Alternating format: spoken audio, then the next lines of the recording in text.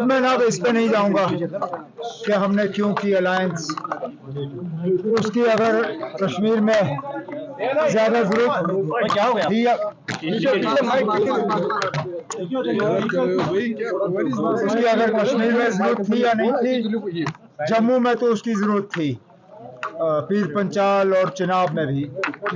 और हमारी कोशिश है कि बीजेपी के खिलाफ हम एक यूनाइटेड फ्रंट लेके खड़े हों और उन्हें कम से कम सीटें जो है जीतने का हम मौका दें। Umar Saab, your earlier decision not to contest elections in the Union Territory of Jammu and Kashmir was seen as bold stance against central government's decisions in Kashmir. Now people are saying that Umar Abdullah has sacrificed his principles for the lust of power.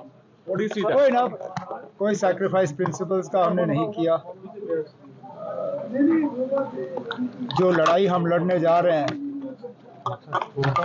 उस लड़ाई में assembly का अपना ही role है। और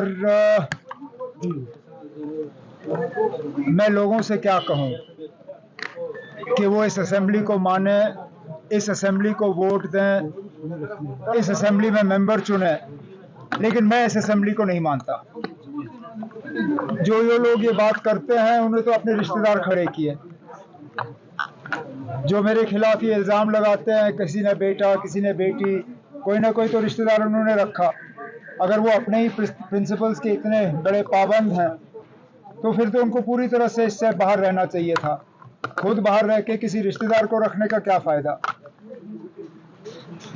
मैं मान के चलता हूँ कि फ़िलहाल इस असेंबली में उतनी ताकत नहीं है जितनी ताकत होनी चाहिए, लेकिन हम इस असेंबली के ज़रिए ही इस असेंबली को और ज़्यादा मजबूत कर सकते हैं।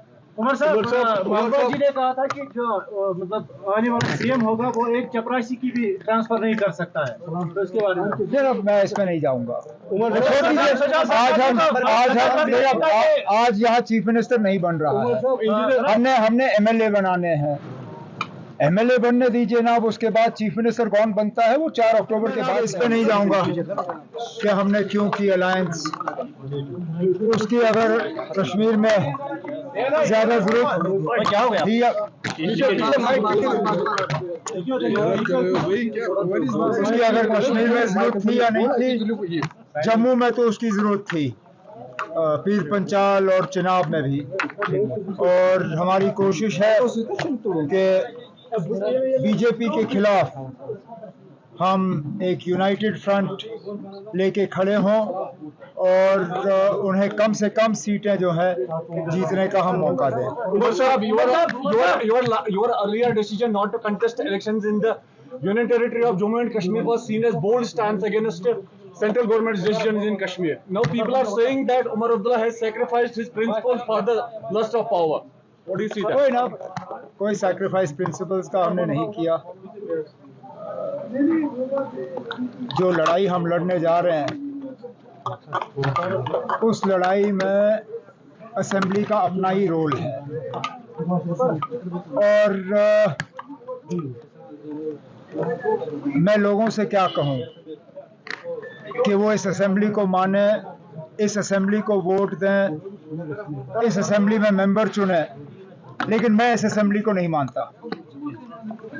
जो ये लोग ये बात करते हैं उन्हें तो अपने रिश्तेदार खड़े किए। जो मेरे खिलाफ ये इल्ज़ाम लगाते हैं, किसी ने बेटा किसी ने बेटी, कोई ना कोई तो रिश्तेदार उन्होंने रखा। अगर वो अपने ही प्रिंसिपल्स के इतने बड़े पाबंद हैं तो फिर तो उनको पूरी तरह से इससे बाहर रहना चाहिए था। खुद बाहर रह के किसी रिश्तेदार को रखने का क्या फ़ायदा।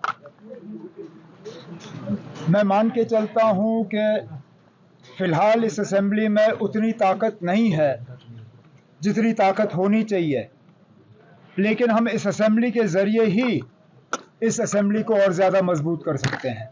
उमर साहब, जी ने कहा था कि जो मतलब आने वाला सीएम होगा वो एक चपरासी की भी ट्रांसफर नहीं कर सकता है, तो इसके बारे में फिर अब मैं इसमें नहीं जाऊंगा। आज यहाँ चीफ मिनिस्टर नहीं बन रहा है, हमने एमएलए बनाने हैं। एमएलए बनने दीजिए ना, अब उसके बाद चीफ मिनिस्टर कौन बनता है वो 4 अक्टूबर के बाद तय होगा। न्यूज नेशन अब व्हाट्सएप पर खबरों के ताजा अपडेट के लिए न्यूज नेशन के इस QR कोड को स्कैन करें।